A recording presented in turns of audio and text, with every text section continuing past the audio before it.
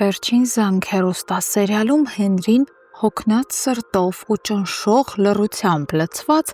վերջապես հասունանում է այն պահի համար, երբ պատրաստ է Անգելինային պատմել ողջ ճշմարտությունը։ Նա ցանկանում է ազատվել այն բեռից, որը կրել է իր ուսերին երկար ժամանակ։ Բայց վերջին վայրկյանին, ինչպես միշտ է լինում այս ընտանիքում, ճակատագիրը կրկին խառնվում է։ Վիկտորիան անվերահսկելի ձևով դուրս է գալիս փողոց։ Տեսնում է Հենրիին ու Անգելինային միասին ու նրա ներսում մի ահազանգ է բարձրանում։ Նա հասկանում է, Հենրին պատրաստվում է բացահայտել ճշմարտությունը։ Բայց Վիկտորիան ու ավագը համոզված են, եթե Անգելինան իմանա, որ իր կենսաբանական ծնողները չեն նրանք, ապա իրենք կկորցնեն Անգելինային։ Մինչդեռ իրականությունը բոլորովին այլ է լինելու։ Անգելինան ավելի մեծ սիրով է սիրելու նրանց, երբ իմանա, որ իրեն Վերջին զանգ հեռուստասերիալում Հենրին հոգնած սրտով ու ճնշող լռությամբ լցված վերջապես հասունանում է այն պահի համար, երբ պատրաստ է Անգելինային պատմել ողջ ճշմարտությունը։ Նա ցանկանում է ազատվել այն բեռից, որը կրել է իր ուսերին երկար ժամանակ։ Բայց վերջին վայրկյանին, ինչպես միշտ է լինում այս ընտանիքում, ճակատագիրը կրկին խառնվում է։ Վիկտորիան անվերահսկելի ձևով դուրս է գալիս փողոց։ Տեսնում է Հենրիին ու Անգելինային միասին ու նրա ներսում մի ահազանգ է բարձրանում։ Նա հասկանում է, Հենրին պատրաստվում է բացահայտել ճշմարտությունը։ Բայց Վիկտորիան ու ավագը համոզված են, եթե Անգելինան իմանա,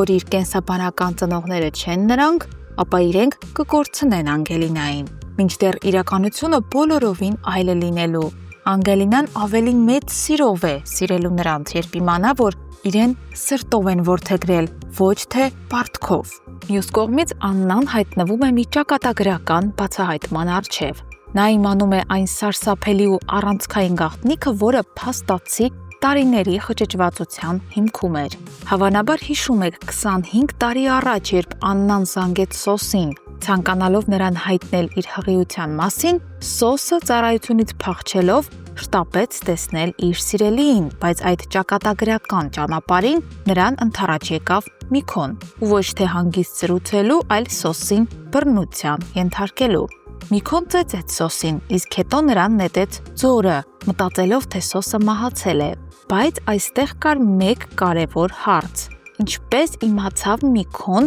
Սոսի եւ Աննայի մոտալուտ հանդիպման մասին։ Պարզվում է Լիլիթը։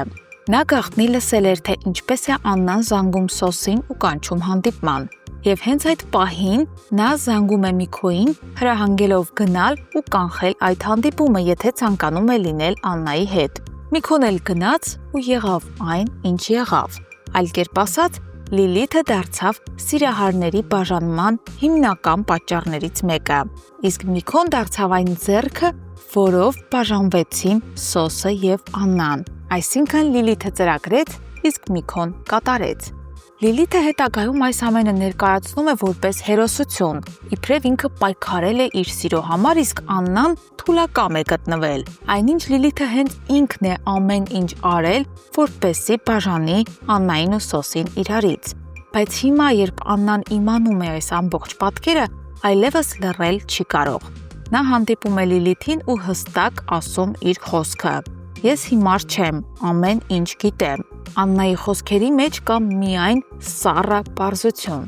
Այնուհետև Աննան դիմում է Սոսին, հանդիպում է նրան ու պատմում, որ այդ օրը, երբ ամեն ինչ փլուզվեց, այդ դժբախտությունները տեղի ունեցան հենց Լիլիթի թեթև ձեռքով։ Սոսը լսում է քարացած, շոկի մեջ։ Նրա ներսում մի տենչ կա։ Նա երազում է, որ Աննայի այս նորածինը լիներ իր երեխան։ Չգիտի, որ տարիներ առաջ ծնված իրենց դուստրը ողջ է, ոչ միայն ողջ է, այլ նաև նրանց շատ մոտ։